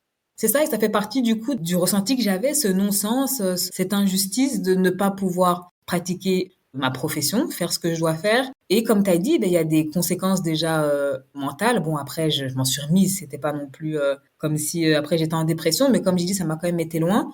Il y a les conséquences aussi financières, c'est non négligeable. C'est pas comme si l'athlétisme c'était le foot. On n'est pas du tout dans des primes qui se rapprochent ne fût-ce qu'un tout petit peu, tu vois, des primes que certains footeux peuvent toucher. Et que donc, ouais, comme j'ai dit et je le redis, c'était un non-sens qui était vraiment trop, trop gros. Mais j'ai accepté. Et non, je sais que du coup, quelque chose de meilleur m'attend. Je sais pas quoi, mais quelque chose de meilleur m'attend. C'est sûr. Il y a une expression que tu as utilisée plusieurs fois déjà depuis le début, 2 voire 3 fois. L'expression être quelqu'un. Je suis quelqu'un. Ah ouais. T'as l'impression que tu dois faire certaines choses, atteindre certains objectifs pour être quelqu'un. T'es pas déjà quelqu'un? C'est une trop bonne question. En fait, c'est une expression que j'ai toujours avec une amie, Anne Zagré. Chaque fois, on dit, ouais, t'es quelqu'un. Et j'avoue que je saurais pas trop t'expliquer, mais c'est un peu l'argot par argot, ce qu'on a un peu inventé. Mais c'est une trop bonne question. C'est le fait de se dire que t'as fait quelque chose et en le faisant, tu sens que ça t'a donné de la force et ça t'a valorisé d'une certaine manière. Ouais, je pense que c'est plus ou moins une bonne manière de l'expliquer et que ça t'a, ouais, valorisé d'une certaine manière Pas tant le fait que tu aies nourri ton ego, tu vois, parce qu'il faut pas trop lui donner à manger, mais juste le fait d'être satisfaite et d'avoir ce sentiment de satisfaction parce que tu as accompli quelque chose de bien. Et je crois que c'est un peu ce que j'ai quand je fais certaines choses, notamment ici, quand j'étais descendue sous les 50, je me dis, punaise, t'es quelqu'un. Et ce quelqu'un, ça résume, tu as mis en place certaines choses pour accomplir certaines choses et au final, tu les as faites. Punaise, t'es quelqu'un, tu vois. C'est un peu ça. À mon tour de faire un big up à Anne Zagreb si elle nous écoute. Voilà. Je l'inviterai un jour. Ouais, il faut. Il y a parfois un décalage entre la progression et la perception de la progression. Ah ouais. Est-ce que toi, il y a eu des moments où tu t'es dit, waouh, là vraiment j'ai progressé? Ouais, je crois qu'il y a souvent un décalage. Je saurais pas vraiment expliquer pourquoi il y a ce décalage, tu vois, entre la progression et le fait de ressentir que tu progresses. Parce que moi, j'ai l'impression que c'est ces dernières années que j'ai vraiment ressenti cette progression. Et pourtant, paradoxalement, chaque année, je n'ai fait que progresser. Et je crois que maintenant, je ressens davantage cette progression parce que je suis davantage présente et beaucoup plus consciente. Et donc, je Ok. dirais que pour que cette progression puisse être en phase avec ce sentiment vraiment que tu progresses et que tu le ressentes, ben, il faut déjà être consciente, tu vois, de certaines choses et de certains changements. Moi, je crois que c'est vraiment la conscientisation de mon être, ça devient très philosophique, de mon être en tant que personne, en tant qu'athlète. C'est ça qui a fait ce déclic et qui, maintenant, je peux dire que je sens que je suis en pleine progression dans ma carrière. Et je pense pas que j'aurais été capable de le dire quelques années auparavant, alors que comme je l'ai dit, je n'ai fait que progresser saison après saison. Voilà. Ok. À propos de tes blessures, t'as dit, à plusieurs reprises j'ai pensé arrêter, mais au final je me suis dit que ces pépins étaient plus des bénédictions que des obstacles. Ils m'ont permis de comprendre pourquoi je m'entraînais. Au fil des ans, j'ai gagné en maturité en m'accrochant à mes objectifs. Mhm. Pourquoi tu t'entraînes? Pourquoi je m'entraîne pour être la meilleure version de moi-même? Et sur tous les domaines, vraiment. Si tu m'avais posé cette question-là il y a quelques années, je crois que je t'aurais dit simplement pour être la plus forte. La plus forte dans quoi, pourquoi, comment, je sais pas trop. Mais là, avec certitude, en étant vraiment apaisée, je te dis pour être la meilleure version de moi-même.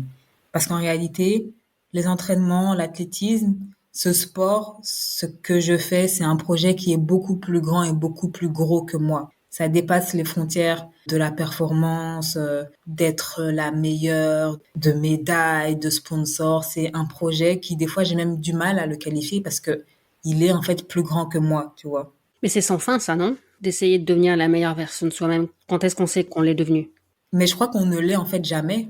Je crois que tu es la meilleure version de toi-même quand tu travailles sur toi, quand tu sais pourquoi tu fais les choses, quand tu fais aussi un bilan sur toi-même, sur ce que tu as fait, sur ce que tu as réalisé jusqu'à présent, faire des introspections de manière récurrente. En tout cas, moi, c'est quelque chose, j'y accorde vraiment beaucoup d'importance, de juste prendre le temps de s'asseoir et de juste analyser ce qui se passe autour de soi et puis ce qui se passe à l'intérieur de soi aussi, tu vois. J'y accorde de l'importance parce que je me dis, en tant qu'athlète, tout va tellement vite. On est, malgré nous, et c'est pas quelque chose de volontaire, mais c'est malgré nous, on est rarement dans l'instant T, tu vois, parce que à peine la saison est terminée, que dans la manière dont les gens vont nous approcher ou vont communiquer avec nous, ce sera déjà par rapport à la saison d'après. Et la saison d'après, c'est déjà les objectifs. Et après les objectifs, c'est ce que tu vas faire après, tu vois. Rares sont les fois où on te demande comment tu es maintenant et qu'est-ce que tu vas faire de ce que tu as fait maintenant. Tu vois, c'est toujours par rapport au futur, à des objectifs prochains, à des championnats futurs, à des futures performances qu'on aimerait réaliser. Et donc, je crois que être la meilleure version de soi, c'est juste déjà pouvoir s'asseoir, se rendre compte de ce qu'on fait, être dans l'instant présent et être dans cette introspection, tu vois. Et moi, c'est quelque chose d'important parce qu'on est rarement dans ça, vu que notre vie est régie par des objectifs futurs, tu vois. Mm. Le passé, il est passé, le présent, on le bafoue un peu, mais par contre, le futur, on veut y être et on sait qu'on y sera. Et encore, c'est même pas toujours une certitude. Et donc, comme j'ai dit, c'est pour moi sans fin, ce processus d'être la meilleure version de soi-même. Et dans cette quête d'être la meilleure version de soi-même, ça me fait un peu penser à ce livre que j'adore, L'Alchimiste. Il y a cette idée de légende personnelle, à travers cette idée de devenir la meilleure version de soi-même, j'ai aussi envie d'accomplir ma propre légende personnelle. Qu'est-ce que c'est? En vrai, je le découvre à travers ce process parce que tout n'est pas figé et je ne veux pas que tout soit figé. Mais je sais que ce que je suis en train de faire à travers ce sport, à travers la clé, c'est un projet qui est plus grand que moi et que pour le moment j'apprécie, tu vois. Et tant que ça deviendra quelque chose que j'apprécie, je continuerai. Et je sais que ça m'aidera à devenir la meilleure version de moi-même. Je crois qu'il y a aussi des choses que tu ressens quand tu vois que tu es plus en phase avec ce que tu fais, l'environnement qui t'entoure, les personnes que tu côtoies, bah, tu commences tout doucement à te détacher de cet environnement-là. et tu décides d'en côtoyer un autre. C'est un processus qui pour moi est sans fin et c'est ça justement qui est beau. Parce que ce serait trop Mhm. triste de te dire que tu as 5 ans pour devenir la meilleure version de toi-même. Imagine, c'est horrible. Alors que si on te dit que tu as toute une vie. Ouais. T'as aussi dit que l'athlète avait appris la différence entre la motivation et la discipline. Ah ouais, j'adore. Pour moi, la motivation, c'est quelque chose qui n'est pas constant. C'est quelque chose qui fluctue un peu en fonction de ton mood.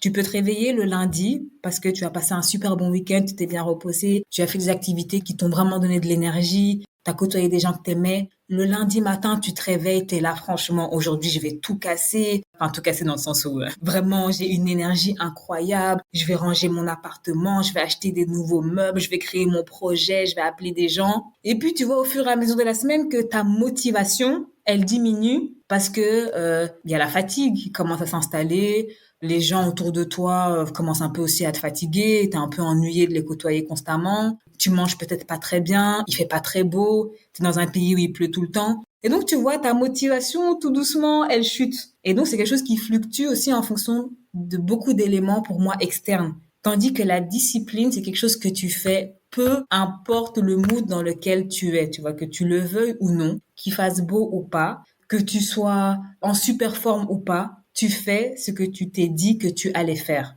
Peu importe, en fait. C'est un peu ce côté pas d'excuse. Tu as fait un programme qui était de faire A le lundi, de faire B mardi, de faire C mercredi, ben tu t'en tiens parce que tu es discipliné, tu vois. Pas parce que tu en as envie, mais parce que tu es discipliné. Moi, c'est un peu ça la différence et je crois que c'est une des plus belles choses que l'athlétisme m'ait apporté en réalité, tu vois, le fait que je puisse me dire maintenant, je suis une personne disciplinée. Quand je dois faire quelque chose, je sais que je le ferai, peu importe les circonstances externes.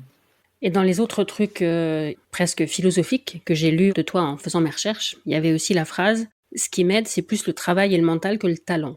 Ah ouais. Tu considères que t'as pas de talent? J'ai pas envie que les gens qui m'écoutent disent non, mais elle, vraiment, elle abuse. Donc, je vais du coup essayer d'être vraiment claire dans ce que je vais dire. Je pense que j'ai un certain talent de base. J'ai envie de dire ça de base, de manière très simple, ouais. Je suis un peu rapide, un peu explosive, j'ai un peu de force, j'ai un peu de tout. Donc, je dirais, j'ai ce talent petit de base, un talent normal de base. Mais je me suis jamais, et ça c'est vrai, considérée comme étant une athlète super talentueuse. Mais vraiment. Et je n'ai pas de mal à le dire parce que c'est la vérité. Je me suis jamais considérée comme étant ultra talentueuse ou comme surdouée. Et j'ai côtoyé des athlètes hyper talentueux ou talentueuses ou surdouées. Comme Marie-Josée Talou, qui est comme une sœur pour moi. Pour moi, elle est hyper talentueuse, surdouée. Elle est dans un autre monde parce que je l'ai côtoyée, je sais ce qu'elle fait, je sais ce qu'elle ne fait pas. Et depuis des années, elle fait partie du top du top. Donc pour moi, c'est un de mes exemples. Et moi, je considère que c'est surtout le travail et le mental qui m'a amené au niveau où je suis actuellement. Tu vois, le talent m'a aidé, c'est sûr, mais si je devais quantifier ce qui m'a aidé le plus, je dirais le travail et le mental. Et vraiment de manière très simple et de manière aussi très très honnête, parce que c'est vraiment ce processus de travail mental et de travail physique qui m'aide en fait à être l'athlète que je suis plus que le talent. Qu'est-ce que tu considères comme non négociable pour réussir dans le haut niveau? Moi, non négociable, les heures de sommeil. Ouais, non négociable. Je parle surtout par rapport à moi, mais moi, ça, c'est non négociable. C'est entre 8h30 et 9 heures de sommeil par jour, non négociable. Ok. Ouais, pour moi, c'est le sommeil et la récup, pour moi, c'est non négociable. Sans ça, c'est pas possible. Vraiment. Je répète, non négociable. Dormez 9 heures par nuit. Dans quel domaine t'as dû apprendre à lâcher prise? Ouf, ouf. Domaine de la clé ou dans la vie? Comme tu veux. Tes questions sont dures, hein. Attends, j'ai dû lâcher prise. Je dirais dans le vrai process. Lâcher prise dans le process, tu vois. En tant qu'athlète, on a plus ou moins un programme qu'on suit par période pour pouvoir performer le jour J. J'ai appris à lâcher prise dans le sens où s'il y a certains jours où je n'ai pas pu faire ce que j'étais censée faire, surtout pour des raisons la plupart du temps physiques, parce que comme j'ai dit, quand je dois le faire, je le fais, mais quand c'est vraiment pour des raisons que je ne peux vraiment pas, tu vois, contrôler, et je suis forcée de ne pas faire ce que je suis censée faire, j'ai appris à lâcher prise dans le sens où j'accepte. Et du coup, à travers ce lâcher prise, j'ai appris aussi à me dire que ce qui compte, c'est surtout la régularité plus que la perfection. Alors qu'avant, j'étais dans ce truc obsessionnel de tout faire parfaitement parce que c'était la seule et unique voie pour atteindre mes objectifs. Alors, je dis pas qu'il faut être bancale, tu vois, pas du tout. C'est pas du tout ce que je dis, mais ce que je dis, c'est que tendre vers la perfection, c'est une philosophie, et je pense que c'est ce à quoi on aspire, tu vois, tous et toutes, en tout cas en tant qu'athlète. Ça rejoint un peu les propos de Fabrice. Je crois que dans un de ses podcasts, il parle de ça. Et ça, je suis tout à fait d'accord. À côté de ça, le fait d'avoir eu ces quelques années des processus qui n'étaient pas parfaits, mais qui finalement m'ont toujours amené aux résultats auxquels, les résultats que je voulais absolument obtenir, avoir, mais j'ai appris à lâcher prise et à me dire, c'est pas tant la perfection qui compte, mais c'est le cheminement, l'intention que tu y mets et surtout la régularité, tu vois.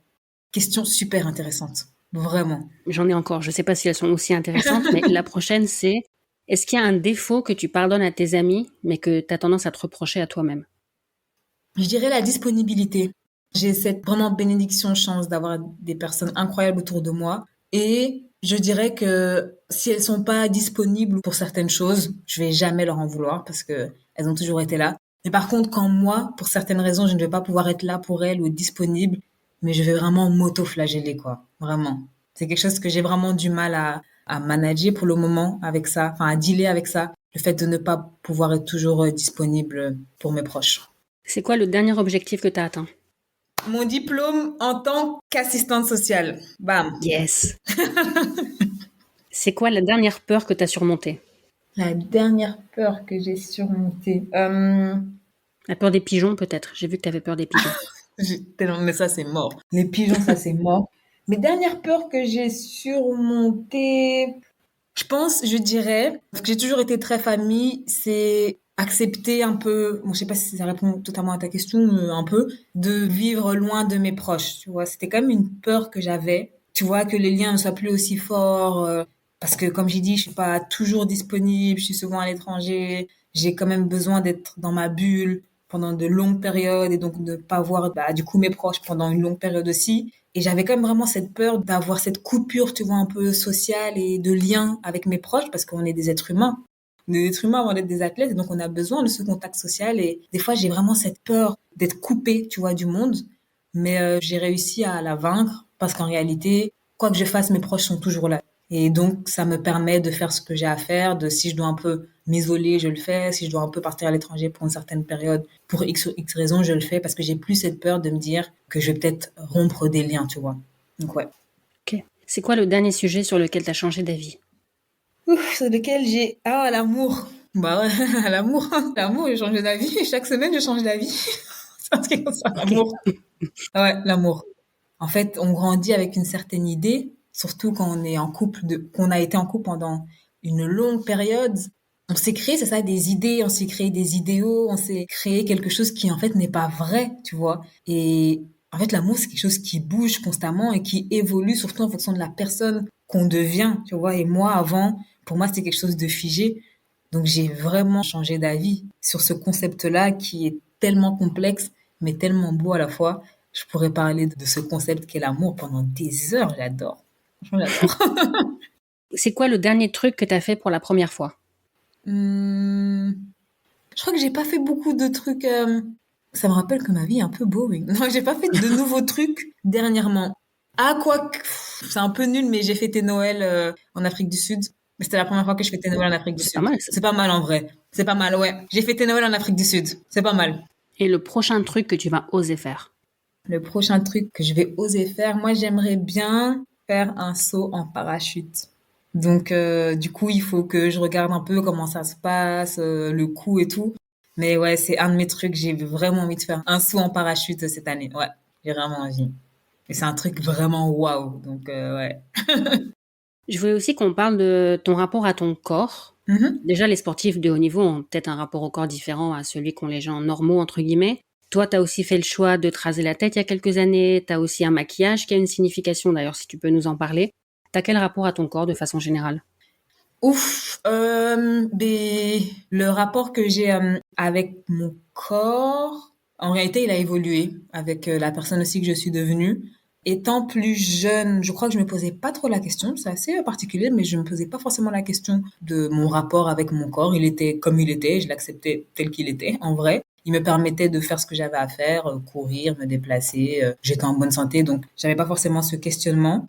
Mais par contre, c'est plus avec mes cheveux, moi. Le rapport a toujours été un peu pas conflictuel, mais amour-haine. J'ai eu des styles capillaires vraiment variés qui allaient dans tous les sens. Et je pense que c'est un peu un trait de ma personnalité. J'exprimais un peu mon mood à travers certaines coiffures.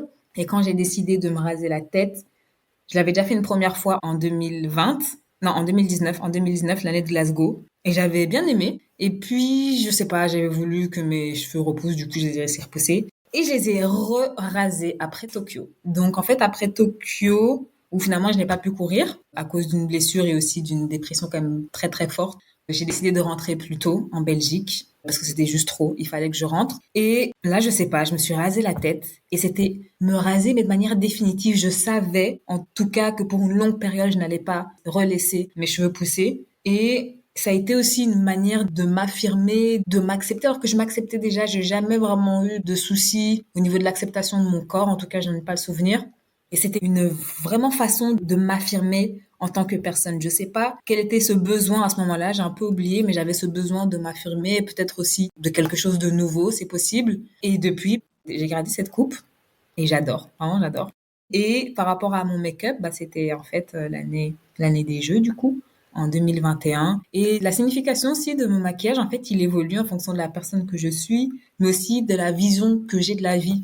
Et je dirais que dans un premier temps, j'avais juste une ligne au niveau du menton. À la base, ça commençait avec ça, en 2021. Et c'était vraiment cette idée de dualité. Alors, ça date quand même, parce que je sais plus comment je suis arrivée à philosopher et penser ce concept, mais je me disais qu'en vrai, ce concept, ce que je trouve intéressant, c'est que ce qui s'opposait était obligé, tu vois, de coexister. Le blanc n'existe pas s'il n'y a pas de noir, le bien, le mal. Et je trouvais que dans le sport, il y a aussi ce côté-là où on doit constamment dealer avec des éléments qui sont souvent, ben, en fait, opposés, tu vois, de prime abord. Et donc, je trouvais que c'était intéressant de mettre ça en évidence. C'était une manière aussi à moi de m'approprier, tu vois, un espace à ma manière. Ouais, des fois, je peux être dans des délires assez particuliers. Et donc, j'avais cette idée-là. Et puis, dans mon évolution aussi, j'avais cette idée, comme c'est une ligne blanche, cette idée de frontière, tu vois, de frontière qu'on place mentale par rapport à soi-même, mais aussi par rapport aux autres, tu vois. Le fait qu'on ait cette peur de pas aller vers l'inconnu, vers ce qu'on ne connaît pas, vers ce qui est différent. Et donc, il y avait un peu aussi cette idée de briser ces frontières. Ça, c'était cette première ligne. Et puis, il y a eu la deuxième ligne qui est apparue avec 2 points. Ça, c'était après mon opération, où ces 2 points, là, pour le moment, cette signification n'a pas vraiment bougé. C'est, en fait, une personne qui se regarde, tu vois, dans le miroir et qui se voit et qui, en fonction de la situation dans laquelle cette personne se trouve, soit ton toi peut être ton meilleur ami ou il peut être ton pire ennemi. Donc en réalité, le combat que tu mènes, avant tout, c'est contre toi, tu vois. Et il y avait vraiment ce truc qui était en moi parce que c'était dans une période de convalescence assez compliquée. Je venais de subir cette opération. Je ne savais vraiment pas quelle serait la suite de ma carrière, en fait, parce que c'était quand même une opération assez importante. Et donc, c'est comme ça, comme j'ai dit, c'est ce maquillage est très artistique, significatif aussi, mais cette signification n'est pas figée.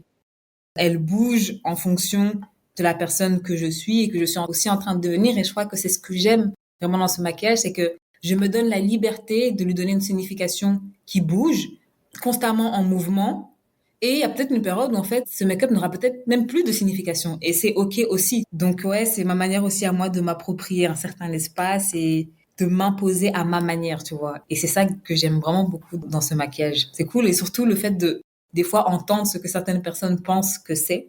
Tu vois, peut-être que c'est un maquillage tribal, peut-être que ça fait référence à des scarifications. Et donc, je me dis, les gens, dans leur imaginaire, vont tellement loin. Et peu de personnes prennent même la peine de me poser la question, tu vois. Et ça que je trouve aussi intéressant, du coup. Et pour parler de ton corps de façon générale, est-ce que tu as eu l'impression, au moment où tu t'es blessée ou tu as dû être opérée, tout ça, que ton corps te trahissait? Je vois ce que tu veux dire. C'est souvent ce qu'on a ou quand notre corps un peu nous lâche physiquement, on a l'impression que notre corps nous a un peu abandonnés, tu vois. Moi, je préfère dire que le corps ne coopère plus. C'est différent parce que ne coopère plus, ça veut dire qu'il a coopéré pendant tout un temps et que là, il y a juste une période de fatigue, mais cette coopération finira par revenir. C'est pour ça que, vu ce que mon corps a fait, a été capable de faire après cette opération, ce serait ingrat de ma part que de dire qu'il m'a abandonné, tu vois. Au contraire, il n'a jamais été aussi présent qu'à ce moment-là parce que c'était vraiment une période où il y avait la science et puis il y avait ma foi. Et à cette période-là, ben, la foi a pris le dessus. Et au final, j'ai réussi à faire une saison que personne aurait même pu imaginer, même pas moi. Et je pense qu'à ce moment-là, seul mon corps savait de quoi il était capable. Et je pense que même moi, je n'en étais même pas consciente. Est-ce que tu peux nous parler un peu des causes qui tiennent à cœur? Il y en a tellement, il y en a tellement. Mais je pense la première, c'est de donner de la visibilité à des personnes qui sont engagées d'une certaine manière et qui font un travail un peu dans l'ombre et qui sont du coup invisibilisées de par leurs caractéristiques, tu vois. Ça peut être principalement des femmes noires, des femmes qui décident de porter le hijab ou de la communauté musulmane, mais plutôt, je dirais, les personnes racisées qui sont engagées dans un certain domaine et qui, par manque de visibilité, ben, ne peuvent pas mettre en avant leur travail ou mettre leur récit en avant. Et c'est un peu ce que j'essaye de faire de manière vraiment très simple et très humble avec mon ASBL. Et en réalité, des fois même, je me dis qui m'a envoyé. Et des fois, je me dis, est-ce que ça a même vraiment un impact, tu vois? Est-ce que ce que je fais a du sens? D'où cette idée d'introspection constante, tu vois, de savoir déjà si je fais les choses pour de bonnes raisons. Est-ce que je le fais vraiment pour faire en sorte que certaines personnes, tu vois, soient mises en avant et puissent mettre leur récit en avant en lien avec des projets que je mène, ou est-ce que je le fais pour moi? Tu vois, est-ce que je le fais pour que moi je sois mis en avant? Et c'est des questions quand même dures hein, quand tu mènes un projet parce que il faut constamment te rappeler que c'est pas toi qui est au centre, tu vois, qu'il ne s'agit pas de toi. D'où cette introspection en fait constante qui des fois est même fatigante. Tu te considères comme une activiste? Non, pas du tout. Mais alors là, pas du tout, non. Je me considère comme une personne curieuse, comme une personne intéressée par beaucoup de sujets, comme une personne qui essaye d'apporter son caillou, j'aime bien dire son caillou à l'édifice, pas sa pierre, son caillou à l'édifice. J'essaie d'être entourée de bonnes personnes qui peuvent m'aider dans cette quête, mais pas du tout activiste, non. Et je trouve même que c'est un mot qu'on emploie trop facilement. Je me considère plus comme une personne curieuse et intéressée et qui essaye de faire des petites choses à son niveau. C'est important à mon niveau parce que je sais que c'est pas grand chose et je serais même pas capable de te dire quel est le réel impact de ce que je fais, mais au moins j'apprécie ce que je fais. C'est déjà ça. Alors, on a commencé par l'échauffement, on va finir par un petit retour au calme. Qu'est-ce que tu trouves beau? Dans la vie, ce que je trouve beau, le ciel. J'adore les cieux, vraiment. J'adore le ciel bleu. Ce que je trouve beau aussi, la musique. Je trouve ça beau. Je trouve ça vraiment beau, la musique et la danse. Et l'amour. Je trouve que l'amour aussi, c'est vraiment beau. Si tu fermes les yeux et tu rêves du futur, qu'est-ce que tu vois? Il ressemble à quoi le futur dans tes rêves? Le futur, il est beau. Moi, j'ai fermé que quelques secondes. Non, le futur, il est beau parce que je ferai en sorte qu'il le soit. Et que même si je serais certainement amenée, tu vois, peut-être pas, mais imaginons que je sois amenée à devoir surmonter certains obstacles. Je sais que d'une manière ou d'une autre, j'aurai cette force pour les surmonter et que ce futur sera beau, quoi qu'il arrive. C'est pas possible autrement. Et la question que je pose à tout le monde, ce que j'aime le plus dans l'athlé, c'est que c'est un sport universel. Qu'est-ce que toi t'aimes le plus dans l'athlé? Ce que j'aime beaucoup dans l'athlé, c'est que c'est un sport de chiffres. Malgré le fait que je ne sois pas du tout une scientifique ou quelqu'un qui est à l'aise avec les chiffres, c'est qu'il y a une phrase que j'aime bien, c'est que les hommes mentent, mais les chiffres ne mentent pas. Quoique, des fois, on peut les manipuler, c'est vrai. Mais cette idée, je trouve que on peut la mettre en parallèle avec le sport, qu'est l'athlétisme, que c'est un sport de chiffres et à un moment donné, ce que tu l'as fait, tu l'as fait. Parce que c'était inscrit quelque part. Il y a des archives, il y avait des personnes qui étaient présentes. Et ce que tu as réalisé, on peut pas te le voler. Tu vois, les chiffres que tu as vus, c'était les tiens. Et c'est toi qui as fait en sorte que ces chiffres soient ce qu'ils sont. Et il y a ce côté aussi très réaliste, tu vois, on peut pas mentir, chipoter. Donc ouais, c'est ce côté très cartésien. C'est un aspect que j'aime beaucoup dans ce sport. C'est quelque chose qui, du coup, rend l'athlétisme un peu plus tangible, un peu plus concret. Ouais. Est-ce que tu veux ajouter quelque chose? Alors, si j'ai envie de rajouter quelque chose, je dirais, ce serait bien qu'on essaye, comme on peut, de se célébrer davantage, je trouve, en tant que personne. Chaque jour, pour des petites victoires qu'on effectue, des fois, on oublie que ce sont des petites victoires qui amènent aux grandes victoires. Et juste prendre le temps de s'asseoir, de faire cette introspection sur ce qu'on a déjà fait, sur ce qu'on aimerait faire, et juste se célébrer et se féliciter pour les petites choses ou les grandes choses qu'on a déjà réalisées jusqu'à présent. Je pense que c'est le message que j'ai juste envie de passer parce que c'est ce que j'essaye de faire aussi au quotidien. Parce qu'en fait, on est toutes des héroïnes, donc il faut s'auto-célébrer. Merci Cynthia. Merci beaucoup. Après l'enregistrement, Cynthia m'a envoyé un message que je vous laisse découvrir. Je voulais juste revenir un peu sur cette question que tu m'as posée concernant un peu un moment décisif dans ma carrière. Et donc j'ai parlé du coup de l'opération que j'ai eue, où la convalescence a quand même été assez compliquée. Mais j'ai oublié je trouve, de préciser qu'en fait que pendant cette convalescence, ma maman a tout simplement été incroyable. Et que sans elle, ça aurait vraiment été compliqué parce qu'elle a été d'un soutien tout simplement en fait indescriptible. C'est la fin de cet épisode. Merci de l'avoir écouté jusqu'au bout. Et merci à toi, Cynthia, d'avoir accepté mon invitation. N'oubliez pas de vous abonner au podcast pour ne pas manquer les prochains épisodes. Merci et à la semaine prochaine.